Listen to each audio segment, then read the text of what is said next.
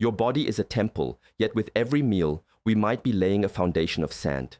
The food we choose can either cloud the mind or build a fortress of vitality. Please watch until the end, for the final piece of wisdom is not about bread, but about the very energy that sustains your life. Mindful eating. When we wish to build a home, one that will stand for a lifetime, one that will protect us from the wind and the rain, where do we begin? We do not start with the decorations on the walls or the color of the paint. We begin with the foundation. If the foundation is weak, if it is built on unstable ground, then no matter how beautiful the structure on top, it is only a matter of time before it cracks and collapses. It is the same with our physical bodies. This body is the only home we are truly given for our entire journey in this life. And the foundation of this home, its strength, its resilience, is built day by day, moment by moment, with the choices we make. The most fundamental of these choices is what we use as our building materials, the food we consume. In our training, in our practice of self-mastery, every action can be a meditation. The way we walk, the way we breathe, and most certainly the way we eat. Eating is not simply a task to be completed, a refueling to be done as quickly as possible. It is a profound act of connection between the world outside of us and the world inside of us. It is the practice of taking something from the earth and making it a part of our very being. When we view it from this perspective, the choice of what to eat is no longer trivial. It becomes a question of what we wish to become. Do we wish to build our inner temple with materials that are pure, strong, and full of life? Or do we choose materials that are hollow, processed, and create inner turmoil? This question becomes especially clear as we travel further along our path in life. When we are young, the body has an incredible capacity to compensate for our unskillful choices. The foundation can be weak, but the youthful energy is like scaffolding, holding everything up for a time. But as we age, past 60 or 65 years, this scaffolding is removed.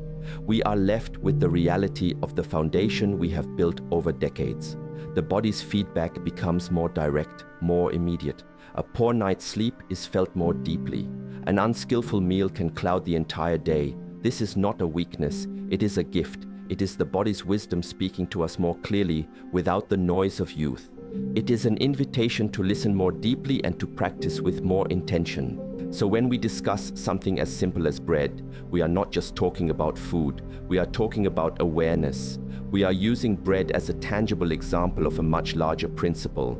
It is an exercise in seeing things as they are. To look at a loaf of bread and understand its journey. Where did it come from? What was its essence?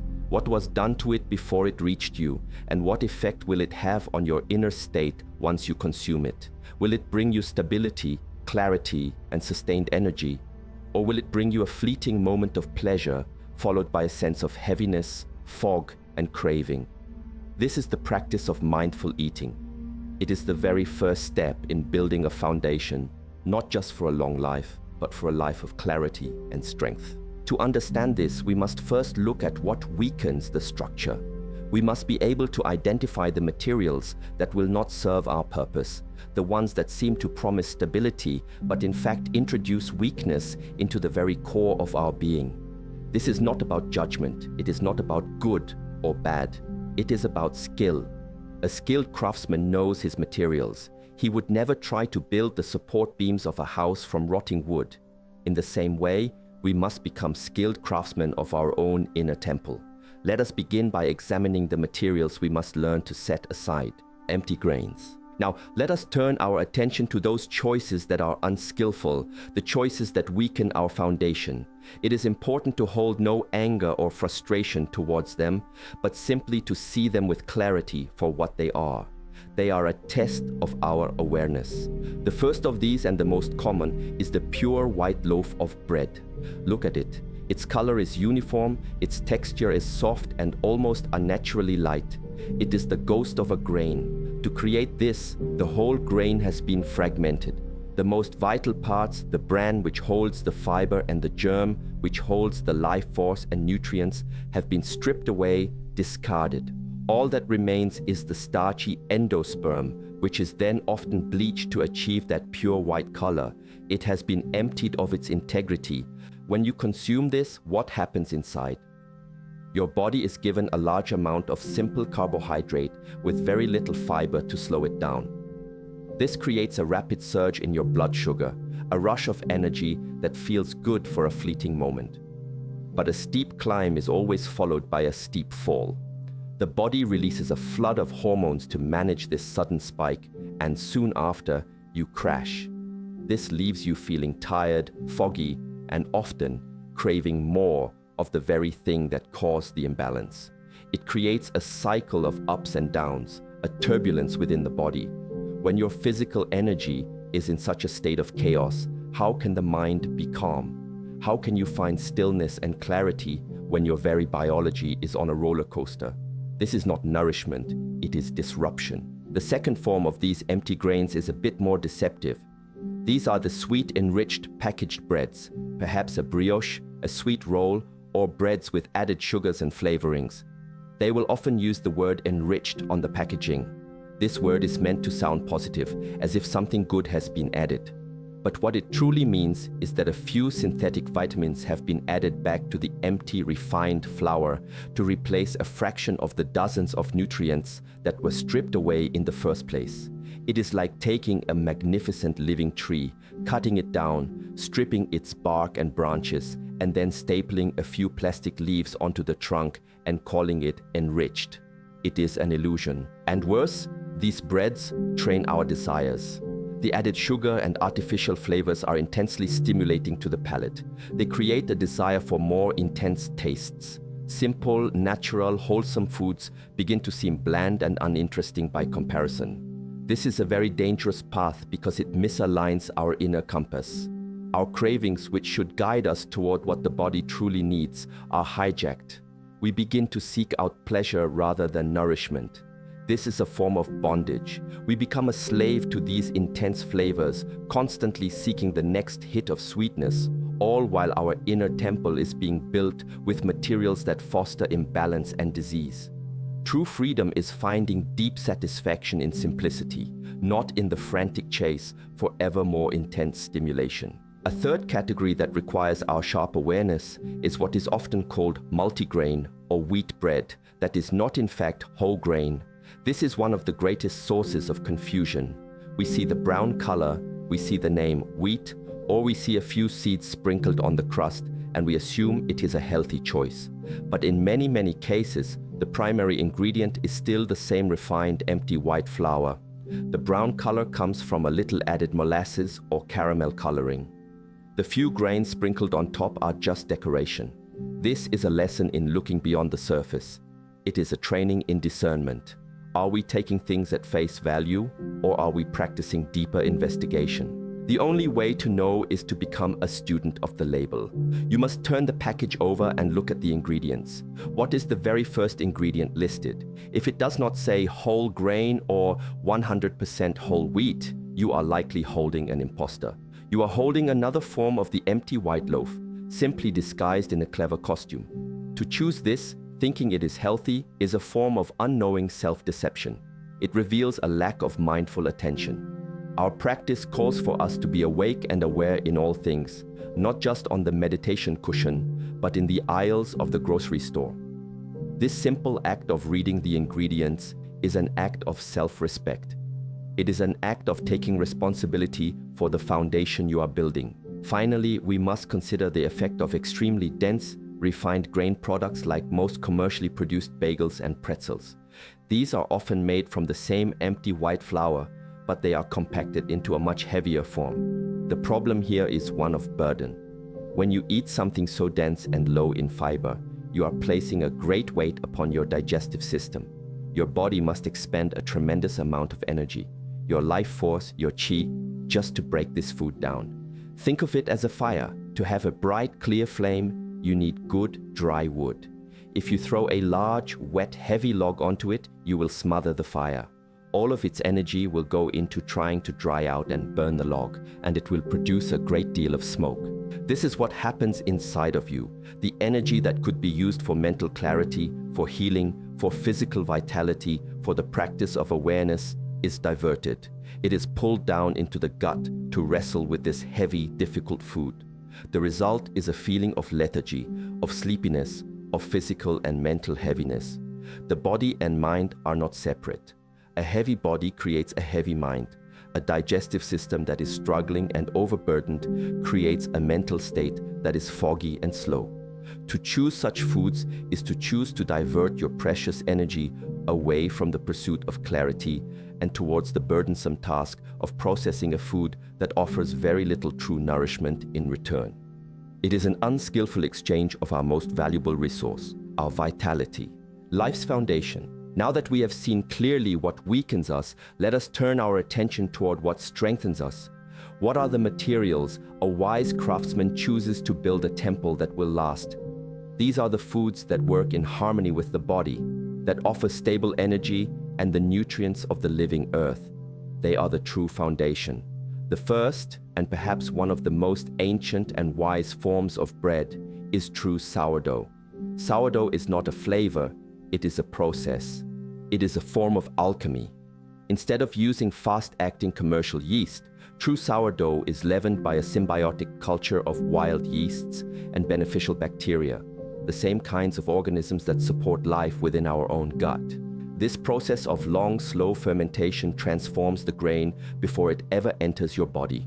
The bacteria begin to break down the carbohydrates and proteins, including some of the gluten. In essence, it is pre-digested. This makes it far easier for your own body to absorb its nutrients, and it places much less stress on your digestive system. It is a living food. It represents a partnership between humans and the invisible world of microbes. By choosing this bread, you are choosing a food that is prepared in a way that respects the body's natural processes. It does not create the dramatic spikes and crashes in blood sugar. It offers a more stable, gentle release of energy, fostering a state of calm balance from within. It is a symbol of how patience and natural processes yield superior results. The second building material for our foundation is bread made from sprouted grains. A grain, a seed, is a packet of sleeping potential. It holds all of the energy and intelligence needed to grow into a new plant, a new life. The process of sprouting is the act of waking that seed up. When the grain is soaked in water and allowed to begin to germinate, it undergoes a magical transformation. The stored starches are converted into simpler sugars, and the proteins are broken down into their component parts. Crucially, the vitamins, the minerals, the enzymes, the very life force of the grain are multiplied. They become unlocked and far more available for your body to use. When you eat sprouted grain bread, you are not eating a dormant, dry, processed powder. You are consuming the energy of a new life that has just been awakened. You are taking in that vitality, that active life force directly into yourself.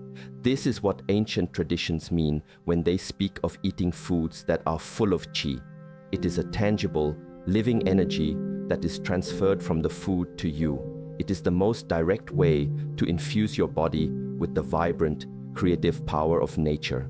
This kind of bread builds not just a strong body, but a vibrant one. It supports a state of being that is energetic and awake, rather than one that is sluggish and tired. It is the food of vitality itself. Of course, we must also honor the simple integrity of traditional stone-ground whole grain breads, such as those made from 100% whole wheat or whole rye. The key here is the word whole. Like the sprouted grain, nothing has been stripped away. All three parts of the grain, the nutrient-rich germ, the fiber-rich bran, and the starchy endosperm, are present and working together as nature intended. The fiber from the bran acts as a perfect regulator, ensuring that the energy from the starches is released slowly and steadily into your bloodstream. This is the difference between a roaring bonfire that burns out in minutes and a bed of hot coals that provide steady warmth for hours. This slow release of energy is the key to a stable mind. It prevents the frantic energy swings that lead to mental fog and irritability. It builds a foundation of physical resilience and stamina. When your energy is stable, your mood is stable. When your mood is stable, your mind can be still. And in that stillness, clarity can arise. The stone grinding process is also significant. Modern steel roller mills can generate high heat, which can damage the delicate oils in the wheat germ. Traditional stone grinding is a cooler, slower process that better preserves the integrity and the life force of the grain. It represents a respect for the wholeness of the food, an understanding that its power lies in its completeness, not in its isolated parts. Finally, the path of wisdom is not rigid, it is adaptable. It requires us to listen carefully to our own unique bodies. For some people, even the best prepared whole wheat or rye is not the most skillful choice due to sensitivities. True self-mastery includes the wisdom to recognize this and adjust the practice. This is where well-made breads from other whole, gluten-free ancient grains can be the foundation. Grains like buckwheat or millet, when used in their whole form to create a simple bread, can be wonderfully nourishing. Buckwheat, for example, is not even technically a grain. It is a fruit seed. It is known in many traditions for its grounding, warming energy. Choosing such an alternative is not a failure. It is an act of deep listening and self-compassion. It is acknowledging that the goal is not to follow a rule, but to achieve a result, a strong, clear, and balanced inner state. The principle remains the same. Choose foods that are whole, minimally processed, and work in harmony with your body. Whether that is sourdough, sprouted grains, or a simple loaf of buckwheat bread is a matter of personal investigation. The practice is to find what truly builds your foundation, what makes your temple strong. This is the application of awareness to your own direct experience, which is the heart of any true practice. Inner alchemy. We have spoken of bread, we have spoken of grains, of good choices and unskillful ones. But now we must look deeper, for the bread was only ever a metaphor. It was a tool to help us understand a much more profound truth. The final, most important piece of wisdom is this: your body is an alchemical vessel, and the food you eat is the raw material that you transform through the power of your own inner fire into the very fabric of your being. This is not a poetic idea, it is a biological reality. The food you ate yesterday is today fueling your thoughts. It is repairing your cells. It is becoming your blood, your skin, your bones. It is literally becoming you. The act of eating, then, is the most sacred and constant practice of transformation available to us. 3 times a day, we are given the opportunity to choose the building blocks of our reality. With every meal, you are asking yourself a fundamental question: what do I wish to become?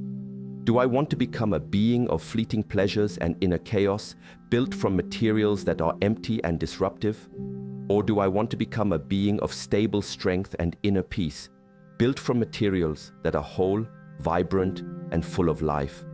This choice is the practice of self-mastery in its most tangible form. It is where abstract philosophy meets the undeniable reality of your physical self. This leads us to the connection that is at the very heart of our practice. A calm body makes possible a calm mind. A body that is struggling, that is burdened by difficult foods, that is experiencing swings of energy and inflammation, creates a constant state of low-level static. It is like trying to meditate next to a loud, roaring engine. The mind cannot settle. It is agitated, distracted, and foggy. The inner sea is turbulent, and a turbulent sea cannot clearly reflect the light of the sky. But when we choose to nourish the body with simple, whole, life-giving foods, we calm that inner sea. We create a biological environment of peace. The digestive system is at ease. The energy is stable. The inflammation subsides. In this environment of physical tranquility, the mind has a chance to become still. This is the foundation we have been seeking to build. The clarity we seek is not just a mental exercise, it is a physiological state. By mastering the inputs to our body, we create the possibility for mastering our own mind. A long life is a wonderful gift, but a long life lived in a state of mental fog, of confusion, of being a servant to our own cravings and physical discomforts is a form of suffering. The goal is not just longevity, but clarity. A long life in which we are awake, aware, and the clear-minded captain of our own vessel. The food you choose is the first and most powerful tool you have to take hold of the ship's wheel. This is the beginning of true freedom.